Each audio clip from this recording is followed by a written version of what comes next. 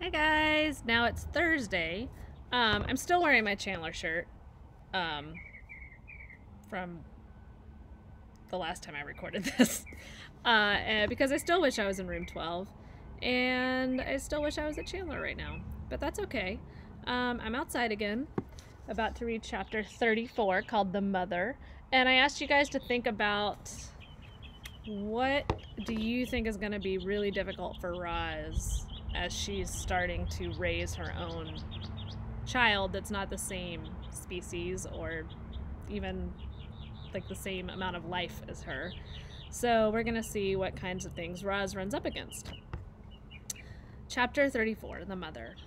Like most goslings, Bright Bill followed his mother everywhere. He was a slow, tottering little thing, but Roz was rarely in a hurry, and together they loved meandering along the forest paths and around the banks of the pond. However, they spent most of their time right in their own garden. You see, the garden was no longer scraggly. Thanks to the robot's careful attention, it was now bursting with colors and scents and flavors. Clearly, Roz was designed to work with plants. "Oh, Roz, you've been so busy," said Tawny as her family grazed on the wonderland of growing things. "This garden is glorious. You'll be seeing quite a lot of us around here." Tawny meant what she said. Each morning around daybreak, Roz and Bright Bill would hear quiet footsteps outside the nest, and there would be Tawny and Crown Point and their fawns, Willow, Thistle, and Brook, happily nibbling on the garden. The deer weren't the only regular visitors. The beavers became quite fond of gnawing on a certain hardy shrub at the end of the garden. Digdown, the old groundhog, popped up to munch on berries. Broadfoot, the giant bull moose, came by to chew on tree shoots. And of course, bees and butterflies were there every day, happily floating through the flowers. There always seemed to be friendly animals hanging around the garden. It was amazing how differently everyone treated Roz these days. Animals who once ran from the robot in fear now stopped by the nest just to spend time with her. The neighbors smiled and waved whenever Roz and Bright Bill wandered by. And at the dawn truce, the other mothers were eager to share their parenting advice. Make sure Bright Bill gets plenty of rest. A tired gosling is a cranky gosling. When the wind starts blowing from the north, you must immediately get Bright Bill to safety. North winds always bring bad weather. You'll never be the perfect mother. Just do the best you can. All Bright Bill really needs is to know you're doing your best. No gosling ever had a more attentive mother. Roz was always there, ready to answer her son's questions, or to play with him, or to rock him to sleep, or to whisk him away from danger. With a computer brain packed full of parenting advice and the lessons she was learning on her own, the robot was actually becoming an excellent mother. Chapter 35, The First Swim. Uh-oh. This might be where Roz runs into some trouble, because I remember from the last parts of the book that she can't really get wet because she's a robot. So let's see what happens. "Good afternoon, you two," said Loudwing as she waddled into the garden. "Remember me, Bright Bill?" "Loudwing, Loudwing!" "Very good," the old goose giggled. "Now, Roz, do you know what tomorrow is? Tomorrow is swimming day, the day when all the parents take their goslings out on the pond for the first time, and you simply must bring Bright Bill." "Swim, swim," said the gosling, shaking his tail feathers. "Bright Bill can go," said Roz, "but I cannot swim. I cannot go on the pond with him. I will not be able to protect him." "Who'd have thought a big thing like you would be afraid of a little water?" Loud Bill laughed. "Well, don't you worry about Bright Bill. He'll be safe in the flock, and he's going to have so much fun swimming with the other goslings. We begin at sunrise, so don't be late. See you in the morning." And with that, the goose plopped into the water and glided away. "Swim, swim," said the gosling. "Yes, Bright Bill," said the robot, staring at the pond. "Swim, swim." Early the next morning, peeps and honks and splashes began echoing across the calm water. Roz and Bright Bill followed a trail through the fog and over to a beach that was crawling with fluffy goslings and proud parents. Roz took a few steps into the water, and her survival instincts immediately flared up. The robot's computer brain knew that if water got inside her body, it could do some serious damage. And so, as the other parents began swimming across the pond, Roz stood safely in the shallows and watched. Bright Bill ran up and down the beach with the other goslings, peeping and laughing and pretending to be afraid of the tiny waves. When one wave finally pulled him in, he felt his body floating on top of the water. A big smile appeared on the gosling's face. Clearly, Brightbill was designed to swim. "Very good, Brightbill," said Loudwing as she floated past. "You're natural." "Yes, Brightbill, you are a natural," said Roz, trying to sound like a good mother. Loudwing rounded up all the goslings and gave them a quick swimming lesson. "Remember, everyone, paddle your feet evenly to swim in a straight line. Paddle with your right foot to go left, and paddle with your left foot to go right. Try it out and join the rest of us when you're ready. Happy swimming day!" Loudwing and the other adult geese calmly glided toward the center of the pond. A jumble of goslings tried to keep up with them.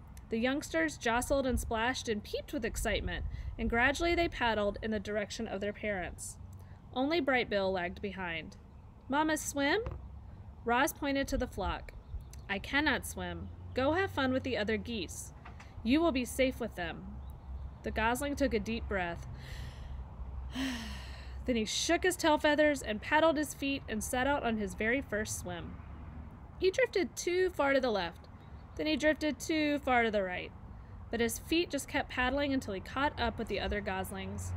Roz spent the morning watching her son swim around and around the pond, and as she watched him, she felt something like gratitude.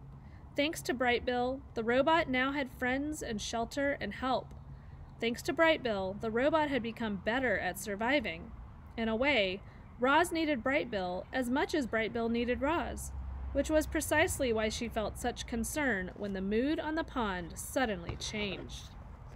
So here's our picture. We have Roz over in the corner, over here, and then down here in the other corner, you've got little Brightbill. One moment, everything was tranquil, and the next moment, the geese were in a panic. Something was violently sloshing through the group. It was Rockmouth, the giant toothy pike.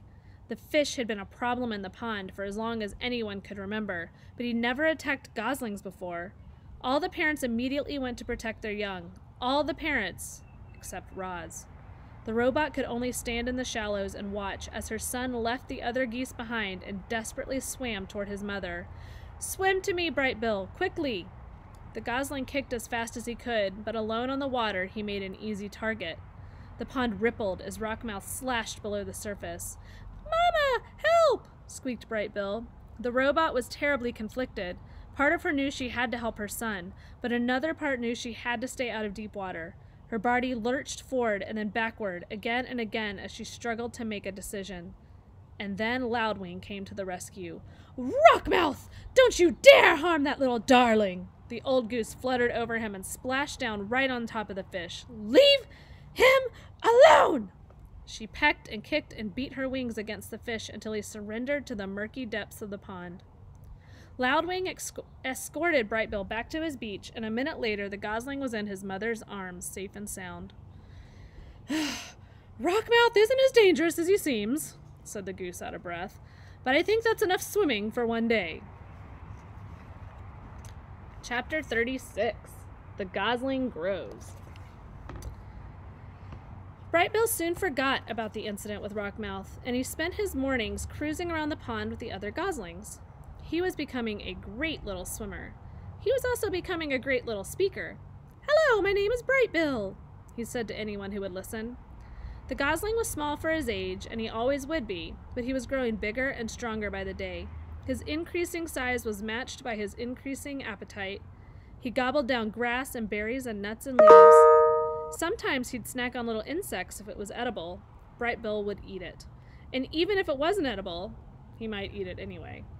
Roz felt something like fright the time she saw Brightbill swallowing pebbles on the beach. She was holding him upside down, hoping the pebbles would fall out of his mouth when Loudwing stepped in. "Ah! Put the gosling down," said the goose with a laugh. "It's perfectly natural for Brightbill to eat a few pebbles. They'll help him digest his food. But not too many, okay, little one?" Like most youngsters, Brightbill was incredibly curious. He explored the garden and the pond and the forest floor. And he would occasionally explore neighboring homes. He'd wander down some hole in the ground and say to whoever was there, "Hello, my name is Brightbill." Then a long robot arm would reach in and pull the gosling back outside. "Sorry to bother you," Roz would say in her friendliest voice. The mother and son slipped into a good nighttime routine. While the gosling slept, the robot might tend the fire if it was to cool out, or gently fan him if he was warm. If he woke up hungry or thirsty, Roz brought him food or water. Whenever he had nightmares, she was always there to rock him back to sleep. Chapter 37, The Squirrel. A small squirrel was scurrying through the garden. Brightbill had never seen her before. He peered out from the nest and watched her bounce across the lawn.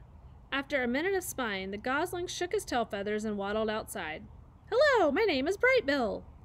The squirrel froze. Then she slowly turned around, and then she started to talk. "Hi, Brightbill. My name is Chit-Chat, and I'm a 12-and-a-half-week-old squirrel, and I'm new around here, and your home is really big and round, and I don't understand why smoke sometimes comes out of it." Reader, I'm not quite sure how Chit-Chat got enough air into her lungs to go on like that, and I'm not quite sure how Brightbill had the patience to listen, but he stood there and politely nodded as Chit-Chat rambled on and on and on. "And sometimes I see you waddling behind your funny-looking mother, and you seem so nice, and I thought I'd come down and introduce myself, but now I'm nervous and I'm talking too much, and my name is Chit-Chat. I think I already said that." There was a pleasant silence. Brightbill stood on one foot for a moment. Then the gosling took a deep breath and said, "It's very nice to meet you, Chit-Chat. I don't think you talk too much. I think you talk just enough, and I like you, so let's be friends."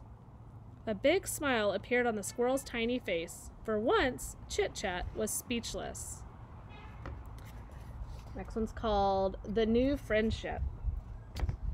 Chit-Chat wasn't speechless for long. She'd already been alive for a whole 12-and-a-half weeks, and she wanted to tell Brightbill about everything exciting and every boring thing that had ever happened to her. And so, as the new friends played and explored and ate together, the squirrel shared her stories. "I was born on the other side of the hill, and then last week I decided I was ready to build my first dray, which is what you call a squirrel's nest, and now I live in the tree with the weird bump in its trunk," she said, while the two of them kicked pebbles in the pond.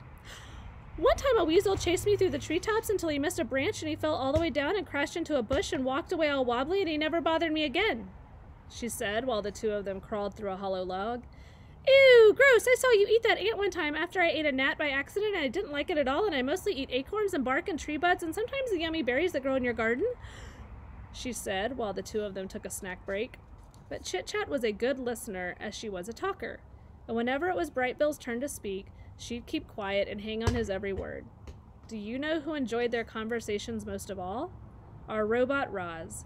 The protective mother was never far away, and she felt something like amusement at the silly conversations she overheard, and she felt something like happiness that her son had made such a good friend.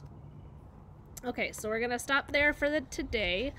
So it sounds like Brightbill has definitely made a friend, and we saw a little bit of the problems Roz had by being a robot mom. She can't like go swimming with her son, but it sounds like everything's kind of settling down. So the next chapter is called The First Flight, and I want you guys to think about geese. I want you to think about what geese do at least twice a year, and I want you to think about how flying and being a goose is going to make it hard for Brightbill and Roz to stay together all the time. Okay, so I'll leave that in the flip grid below, and actually it's not below anymore. This is on YouTube. But have fun, and I will see you tomorrow for The First Flight. See you guys later. Have a good day. Bye.